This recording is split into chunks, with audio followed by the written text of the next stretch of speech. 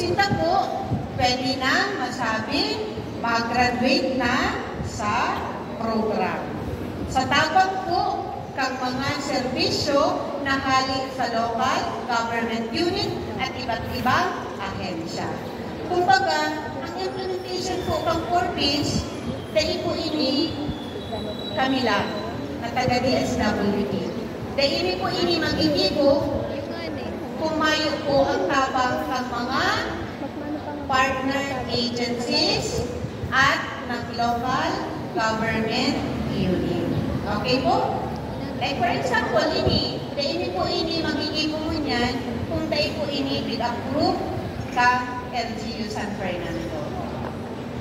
Oh, so, thankful po kami na nagkaikaw po kami ng training na araw kayo ni na Big Gusto kang Municipal Operation Office headed by MJ Magan. Okay, next po, grantee. Ito ang responsibling miyembro ng pamilya na nasa hustong kulang at nararapat sa pagtanggap ng conditional cash grants o ayuda. Kayo bang mga parent leaders lahat po kayo grantee? Okay, very good. Yes, na. Next, health facility. Kung kansubago po ito, education facility, hindi naman po ito kitangin health facility. So, ang mga health facility, yan po yung mga health center kung saan duman nag-visit ang sa tuyang mga aki para sa health monitoring. Ano po? So, next po, household. Ito ay tumutukoy sa social unit. Ayan. Na binubuo ng isang taong namumuhay mag-isa o grupo ng mga tao na ninirahan sa isang tahanan o lugar na tinitirhan at nagkakaisa sa pagtugon ng kanilang pangangailangan at pagkonsumo nito. So, yan po yung household. Yan po ang pinaka-smallest unit, pinaka-salit na unit sa society. Household. Next, institutionalization. So, ngunyan po pagka sinasabi, ang 4Ps po ay na-institutionalize na. Kasi po, batas na siya. Yan. So, anong ibig sabihin ng institutionalization? Kaya, pasalamat po kita sa national government na naging ano po ini, na sarunap na institutionalize po ang 4Ps. Ito ay ang pagtatatag ng Bantawid Pamilyang Pilipino Program bilang isang formal na programa o serbisyo ng DSWD na kasama sa pinaglalaan ng budget o pondo ng gobyerno. Ngunyan po na institutionalize na ang ano yan, ang 4Ps po, pero may nakalaan na pondo. So, dahil nakita naghahanit, na hindi na imapupunduhan, na hindi po kaya 4Ps Act na. Kaya, batas na po siya. So, ligado ang government na every year, matatakban po yung pondo. So, isa'y po nauugma na ang 4Ps batas na. Okay, so, yun po. So, nakakaugmaan na po. Kaya, yun, nakulaon po ang rule ka parent leaders para matabangan talaga ang beneficiary na pahalagahan po ang programa. Kapag kita lang ang nagpapahalaga, pero ang sakuyang miyembro, dati. Okay? Pwede pagkadakol po kayang reports, mga ano yan, usually may mga against dyan sa 4Ps. Ang tendency, nagagabos. Pero pag maray kabos ang 4Ps, magayon po ang impact ng programa. So, garo yan yung ano yan, garo yan yung sarong basket. Kapag piglagan mo yan yung sarong kamatis na lalala ang tendency kaya, malalapa kabos. Ano po? So, iwasan ta ito. Iwasan ta na ang basket ta na magkaigwaning kamatis na nalalapa na pwedeng maka-apekto sa bilog na basket o sa bilog nito. Ano? Here. Next po, parent groups. Ito ay tumutukoy sa mga lupon o grupo ng magulang o responsible person na beneficiaryo ng 4Ps at pinuo ayon sa kanilang residence proximity. So, ano po ang hawak mo? Ano mo? Yan. Example, group pineapple. Yan po ang name tag sa ilang parent group. So, sa kada barangay nito, nagkapera po pa mo ni parent groups. Okay? Next po, poor. Ito ay ang households o pamilya na may kita o income na mas mababa sa poverty threshold na itinakda ng NEDA at hindi nila kaya na panatilihin ang pagtugon sa kanilang pangunahing pangangailangan sa pagkain, kalusugan, edukasyon, tirahan at iba pang mga bagay na mahalaga sa kanilang pamumuhay.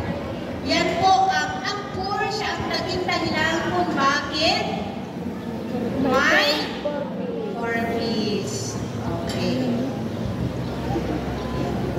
So next, poverty threshold. Sige.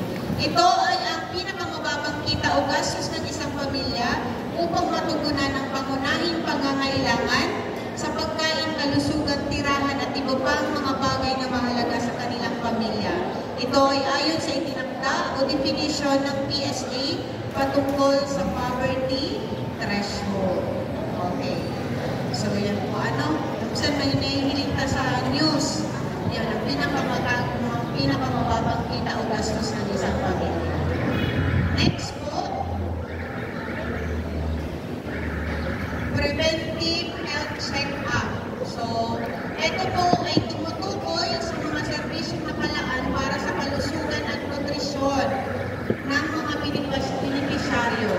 Kabilang ang kompletong immunization, deworming, pagpupurga, pagsusuri ng paglago at pagunlad, pangangasiwa ng mga childhood diseases, malnutrisyon, at 8 serbisyo sa mga wastong serbisyo sa mga buntis, nagpapasuso at ang mga nanay, nagpapasuso ang mga nanay o kababaihan ng panganganak pa lamang. Okay? So, yun po. Kaya ang preventive health check-up na available po sa inyong komunidad, i-avail po kasayang kalian. So, ang government, naglaan man po ng fund kayan para sa implementation kayan. Kaya, naisayangon. Ano po? So, mga aki, kaya mo na may facility na yan dyan. Kaya po yan dyan ang mga health workers, sinisweldohan pang government, para magtauhan po sa tuya ng servisyo. Kaya, pag yaon dyan sa community nito, i-take ang opportunity na i-avail yan. Na ikuman po yung fund kayan ang government para dyan. Sa mga vaccines, etc. Ano po? Yan. Next, qualified household beneficiaries. Ito ay ang household o pamilya na kinilala ng DSWD na karapat-dapat tumanggap ng conditional cash grant o ayuda bawat buwan. Sa Section 6 po yan, under Utang Republic Act No. 310. Okay? So, sunod po, responsible person. Ito po ay ang mga magulang o guardian ng kwalipikadong beneficiaryo. Next naman po, yung social services.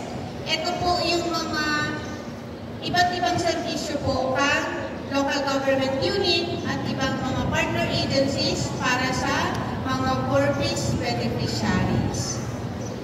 Supply side, ito naman po yung mga educational and health facilities katulad ng paaralan at mga health centers. Kaya kung ma-observe po nito, kung sa sarong community or sarong barangay, kulang in school, so nag-provide po, nagkakaiko po in additional school buildings, or kaya po nag-provide in facility. So, under po yan ng mga project ng DepEd, Dalahi Seeds, and other po na implementing agencies. Okay? So, isa-edit yung mga barangay na may mga bagong eskwelahan. Wala pa. Sir, depende. Anyway po, check man yan. Based po sa population. Ano? Pag biglalagdan man po yan dyan. Ano po? Bakit po yan sa mga pag-aaral na dinigit?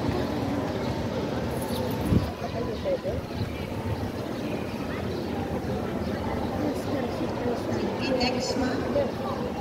Okay, ano po naman ang Swede? Ini naman po, isa po ang aware ng Social Welfare and Development Indicator.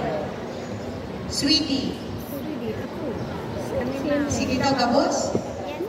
Okay, kabos na ang currently aware ng Swede. Very good. Sige, yan po, part po yan, saro po yan sa case management board. Kung sa dyan po naiili, kung ano po itong mga kaipuhan o need ng mga beneficiaries para ma-refer niyo po sa LGU and other partner stakeholders para ma-providean po ni support. Next po, standardized targeting system. Ito po yung sistema na kumikilala kung sino at saan ang mga mahihirap na tao o pamilya sa pamamagitan ng generation of socio-economic database of per household na ginagamit ng national government agencies at ipinapatupad ng DSWD.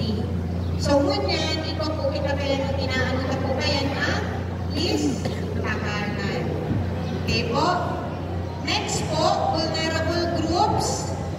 Pag sinabi po na po vulnerable groups, ito po ay tumutukoy sa mga tao o grupo na nakakaranas ng mas matinding social exclusion at deprivation. Pag sinabi na social exclusion, pero feeling na ito siya parte ng komunidad.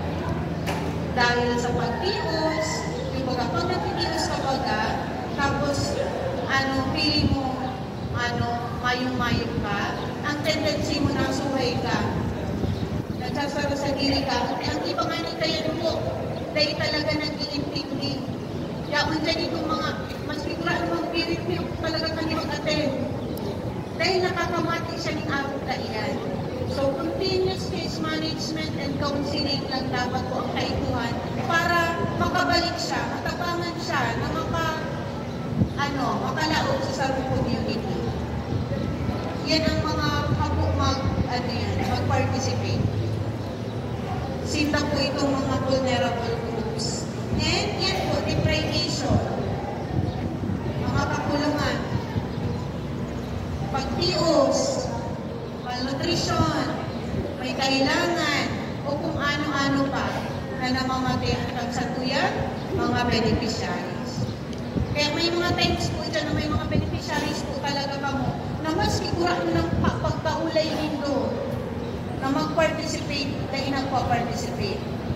Kasi ikaw po sindang araw kaya na nararanasan. Isa'y nakaka-relate. So yan po, yan sa mga special cases na bigahandel ka municipally. Gusto na po kayo ni mag-wave. Ako na po talaga mag-participate. Continuous encouragement. Minsan, ang mga cases na araw ko yan, kapag tayo po natabangan, tayo na po yan, ay nasa araw ko yan na sitwasyon. Pero, kung matatabangan yan, makaparticipate sa program, makakomply sa mga kondisyones, parte ka mo pag-development kag sa inyong grupo. Kag sa beneficiary. Okay? Sige po. Next. So, yakot dyan po yung children, women, mga IPs. Hindi saan na yung San Fernando, wala man pong IP, indigenous people, wala man po, homeless street families, sinailimit doon na naka-register lang po yan sa street. Ayaw man. Okay.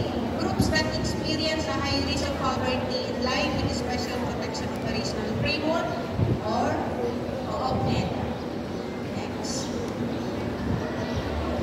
pipila po kita sa 4Ps. Okay. Ang Pantawid Pamilyang Pilipino Program ay ang pambansang estratehiya at programa ng Pilipinas na naglalayong mayaon sa kahirapan ang mga may hirap na pamilya sa pamamagitan ng pagbibigay ng conditional na cash grant o ayuda sa loob ng hindi lalagpas sa sinisayang nakakaaral. Perang years na ka mo sa program?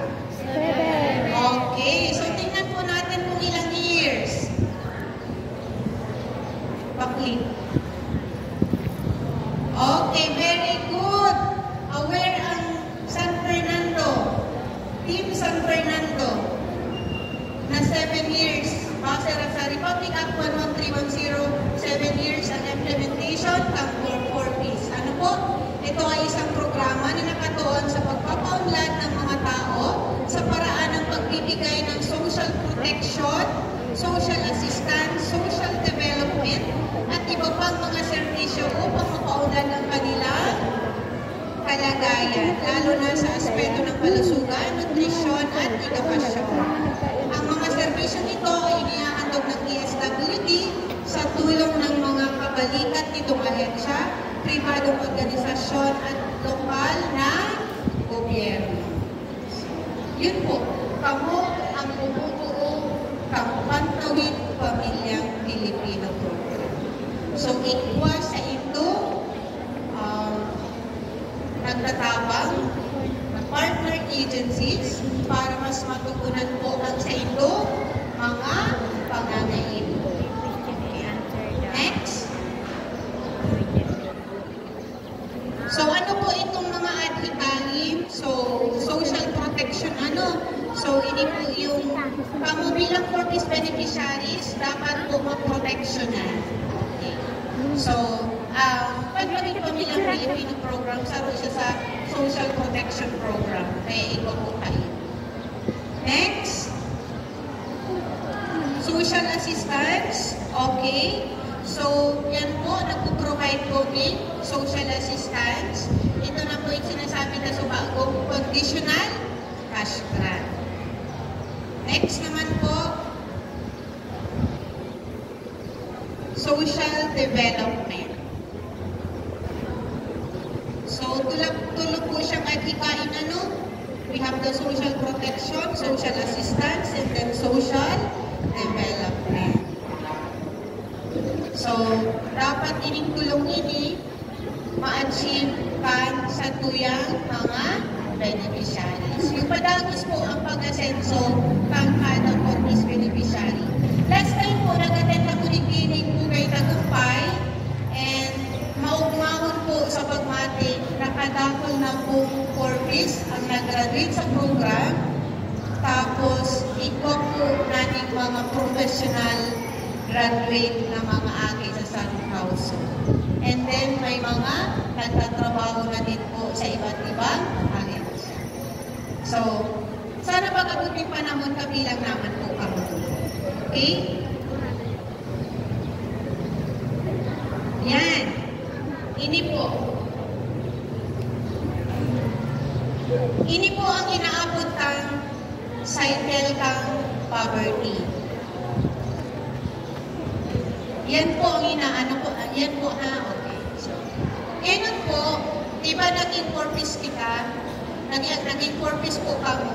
And ako kamo naging 4Ps, poor ang status. Ano po? So, yaon po kamo sa portion po kang pagtios, sa status po kang pagtios. So, ini po ang gustong i-break o putulon kang Pantawid Pamilyang Pilipino Program. Kung tayo po ini mapuputol, na ini mapibreak, ang tendency po kaya ikot sa nanyang ikot. Kaya inaabot siyang cycle. Mayo po siya, garo siya kulong na citizen ng ano yan, litong. Not, mahirap na pamilya, ang tendency po kaya, kapag na ina-providean po ni tamang serbisyo, ang bata ay ay lumalaki sa kahirapan. Next po, ang bata ay dihado sa edukasyon at kalusugan. Next naman po, nahihirapan sila sa paghanap ng trabaho. At kung makahanap man ng trabaho, ang sahod ay hindi sapat. Next po, walang kakayahan makaalis tapos ng kahirapan. So, continuous lang siya. Kumbaga, kasimpleng explanation, kung namuhay kita na nagtitios, dahil na patapos ang satuyang mga aki, dahil napakalasin yung kultol, maaguman po siya, human po kiraray. Kung anong sitwasyon taon yan, human kiraray yan. Para gustagos, namamana po yan hanggang perang henerasyon. Pero kung sa tuya pa lang po, magpuputol na, ang tendency po, magkakaigwaning social development. Kaya maupawon po sa mga huwarang pamilya, sa mga pamilyang nakapag-graduate na ikwa na po sinagman ng mapagtapos ng mga aki at kung na nagtrabaho na. Pagayunan ta sa pagmati sa aming mga nagtaupo ni Testament.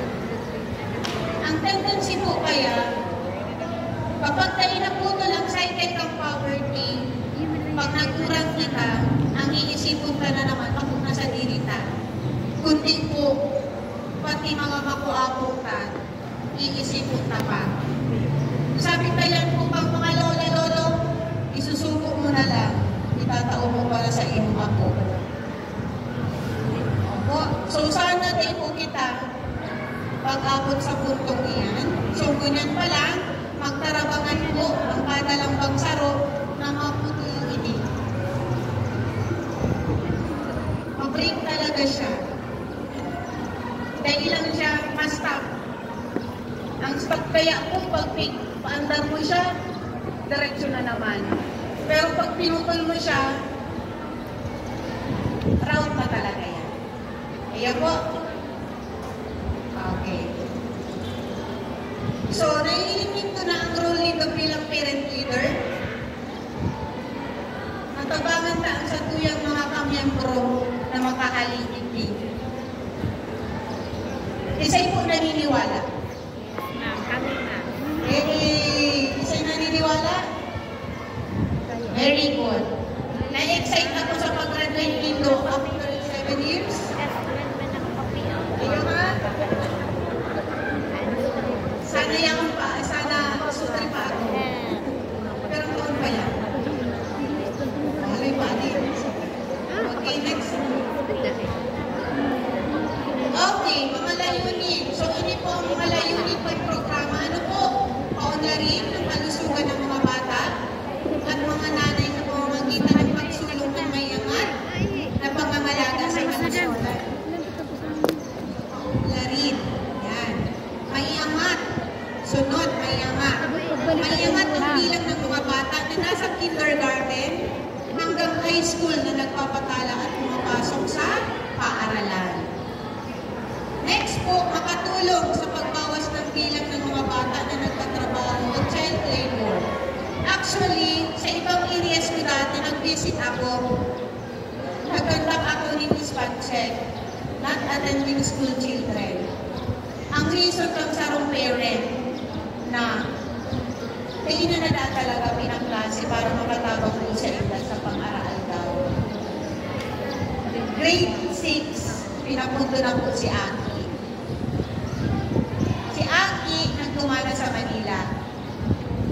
Tapos ang Aki, nagpapadala ng handaan, 500 or kaya 1,000 naman.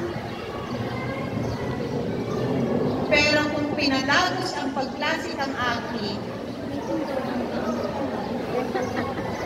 maabot ang panahon, daiman sa tuya nagpapadara, pero maray ang sa indang pamumuhay. Dainang sa tuya maasa. Ano po? Ugma siya, ugma ta may ano po, may nagpapadarada birang aki na day na pinaklase. Sarong aki na lang nagkaklase. May nagtatabang na dahil sa ito. So, i-encourage mo po ito na magbalik ang aki sa pagklase.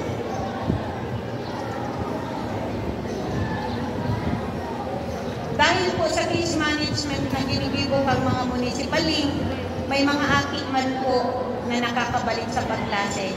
Sa tabang din po yan ang parent leaders. Nag-area ako digdig sa inani ito. Kaya paano naghanap man kami, nag-isip man kami. Sa plansa, oo, sa plansa. So, hanap-hanap kami kang aki. Sisay nga din siguro kaibanan ko. Hanap-hanap man kami. Oo. Nako, ataman ano. Ayun. Pupuli. May magparalit man ang aking sa pagklase. So, nakulaon din po ang role ng mga parent leaders sa pag-assist po sa municipality na magpabalik po ang mga aking sa pagklase. So, kada barangay po kami kayo. Okay? So, kaya ko na ano wanta. Nagpaparalawin ang discussion ko, may madaristas. Next, maitaas ang antas ng pagkonsumo sa gasto sa pagkain ng pamilya. Mahihirap, mahikayan ang mga magulang na mamumunan o tumulong sa edukasyon. So, connected din yung sinabi ko sa pag-utikli. Mamumunan ang mga magulang o tumulong sa edukasyon, kalusugan at nutrisyon ng kanilang mga anak. Okay po? Pagbutihin ang pagiging magulang ng mga benepisyaryo at palakasin ang kanilang partisipasyon sa mga aktibidad ng kanilang komunidad. Last po, pangalagaan. Pangalagaan ang magandang pagbabago sa kaugalian ng mga benepisyaryo na dulot ng kanilang patuloy na pagsunod sa mga kondisyon ng programa. So, yun po. Ang mga layunin pa for peace na makakatabang po sa tuya habang nagpe-perform kita bilang mga core spirit leaders. Okay. Next po, sisay po naman ang mga kwalipikadong benepisyaryo. Ang mga sumusunod ay kabilang sa mga kwalipikadong benepisyaryo ng programa.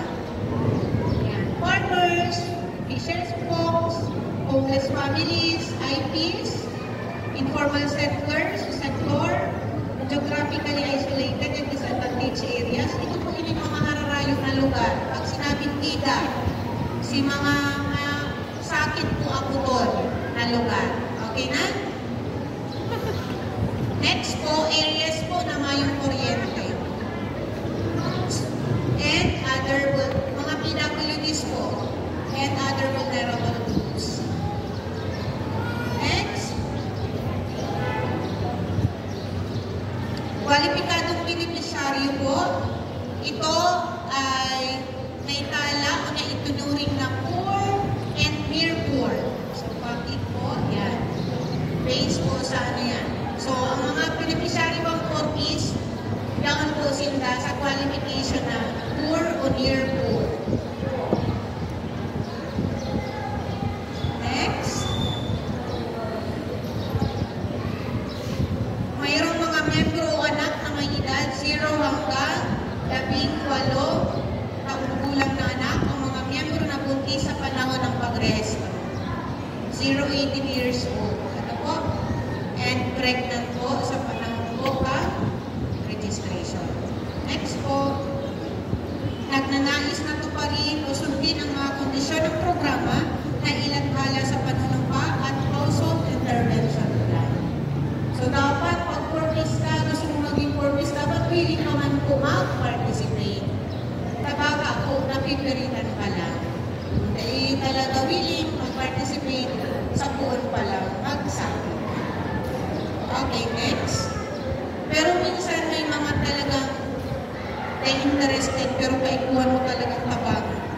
Kaikuhan mo, dapat hindi mo karehistro. Kaya hindi kaikuhan kayo niyang purpose. So, dapat nila sa mindset na okay na ano po. So, next, magkano ang nakukuhang ayuda o cash grant ng mga benepisyaryo? Sige po.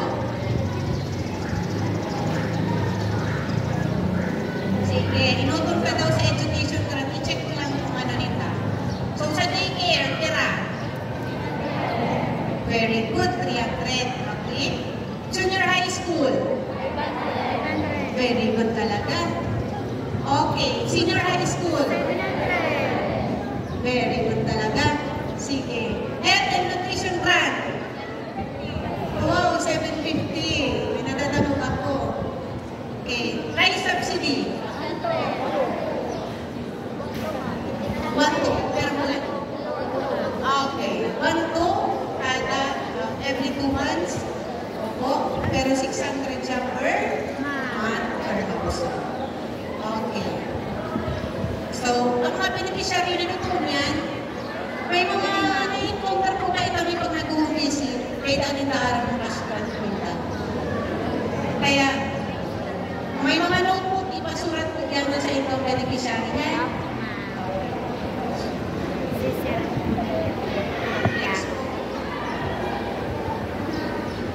Okay, ang rice subsidy po pala, not included po yan sa 4-piece hub.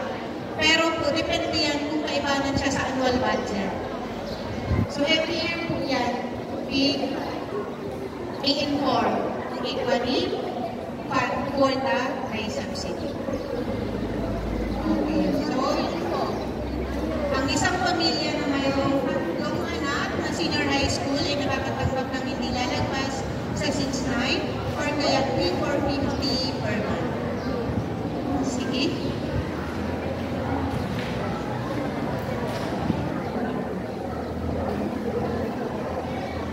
Okay, so proceed kita sa kondisyon ng program. So sa children 3 to 4 years old, we have dapat po nakatala o naka-enroll at may 85% attendance. Ano po? Na hindi po bababa sa 85% per month. Sa children 15 to 18 years old naman po, same man siya. Dapat po nakatala o naka-enroll sa elementary or high school na hindi bababa sa 85% kada buwan. Okay, next po. Nutrition po para sa 0 to 5 years old, dapat po tumatanggap ng mga serbisyong pangkalusugan, katulad ng check-ups, vaccination, growth and development monitoring sa City Municipal Health Center, rural health units, o barangay health station. So, for the children 1 to 14 years old, tumanggap ng deworming pills every 6 months o 2 beses sa isang taon. So, sa pregnant, dapat po nagpapa-pre and post-natal check-up. Okay. Sige. So, sa parenting, okay, so aram naman po dito yan, ang role po dito sa family development session. So, dapat po may nag-a-attending FTS. So, yan. Dapat every month nag-a-attend. Sige po. Okay. Ang mga grantees ng qualified household beneficiaries. So, ano ang grupo na inaabot po na kapag nag-FTS ka mo? Ano ang grupo nito? Parent? Group. Next. Okay, suspension ng kondisyon. Isa o lahat ng mga kondisyon ng programa ay maaaring suspindihin sa panahon ng kalamidad, digmaan at iba pa.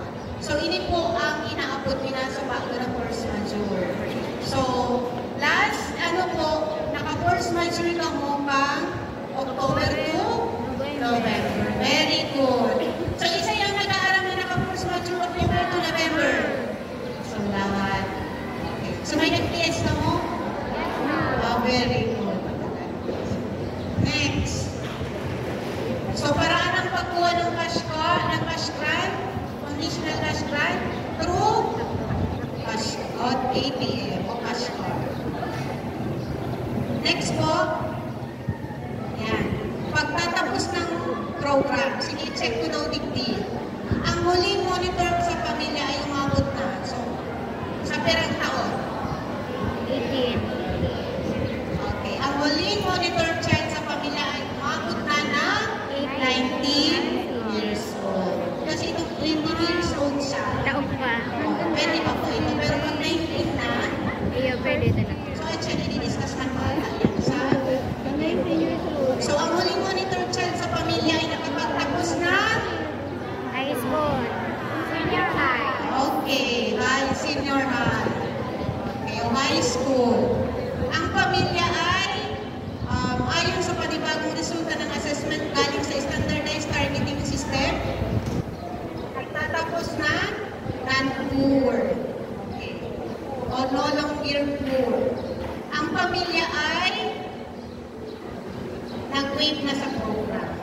Okay po. Next po, ang pamilya ay nakagawa ng isang aksyon o nakasama sa isang gawain na laban sa panuntunan ng 4Ps na kung saan ay parusa ay ang natanggal sa programa. Okay po. Tapos, 7 years na po sa duration ng program. And last po ay hindi po sumusunod sa mga kondisyones ng programa. Okay? Like for example po, later on sa discussion po ng 3 months, yung sa cash card po din, baka pumasok po yung sa discussion, i-discuss din po yun. Next po,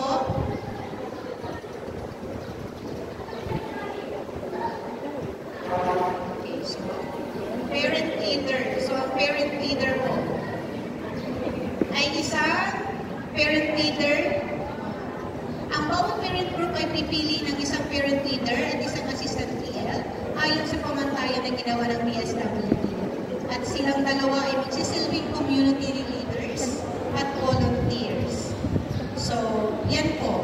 Nasambit ko na sa bago ng parent leaders po ay maaaring tumulong sa case management po ng ating mga municipalities.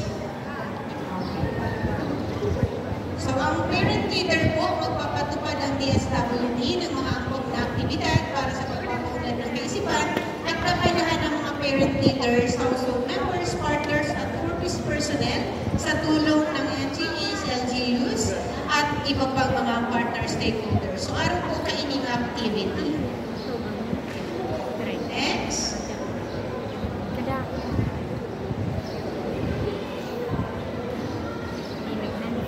Ayan po. Ayan po, ano lang siya. Parang support na nakaano po talaga na dapat may mga capacity building sa mga parent leaders para well-informed po about sa Pantawid Pamilyang Pilipino program. Okay? Sige. Next po. So, ito po yung sa case management strategies na ini-implement po namin sa Pantawid Pamilyang Pilipino program. Kung saan nakapaloob po yung 7-year implementation ng program. So, may mga steps po yun. So, areas po convergence. So, double-double po kita ng mga partner agencies nakatawag po sa implementation na ini. So, dyan po, iyan po ang mga logo na o mga agencies na kabilang po sa implementation na nagtatawag sa TUYA para mas ma-manage at ma-implement ng maayos ang Pantawid Pamilyang Pilipino program.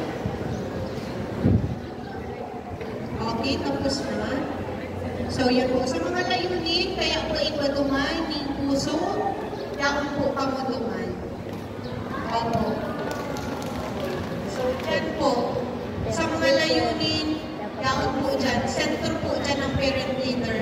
Dahil po, umayong kamo, na ibig po ma-implement ng maayos ang programa. And ako pa lang po na mamatik ko yan kapag nag-area, grabe po ang pagpadangat dito sa Indong Municipality. And bilang supervisor dito, maupo ako kaiyan. Nagpapasalamat po ako sa inyo. Next. Ito. Tapos na po yan. So yan, parent leader din po. So dinaskas ko na sa bago sa inyo na yaon po pa mo dyan para maputol yan, maparing yan, mamayin yan. So, ini po, sarang, ano yan, may sarang kwento pa itong, ano yan, kadapol na starfish after the bagyo, after the storm lang po, pagulo na starfish daw, na yaon sa, ano yan, baybayon. So, may isang, ano yan, tao, na pigpapara ako na saro-saro, nakapulo talaga sa dalampasigan na starfish. So, ikapulo na saro-saro hanggang sa kaya niya na makarayo para masave niya itong ano yan, itong starfish. May nagkapun, ano na pigpapara ako mo sa dagat ang starfish? Sabi ng saro-tao na ano yan, sabi niya, gusto ko lang tabangan na mabuhay siya. So, pigpara-observe lang siya kang iba hanggang dako lang nagtatawag sa iya na matabangan po itong ibang starfish na makasurvive. So bilang parent leader, kita kailan dapat.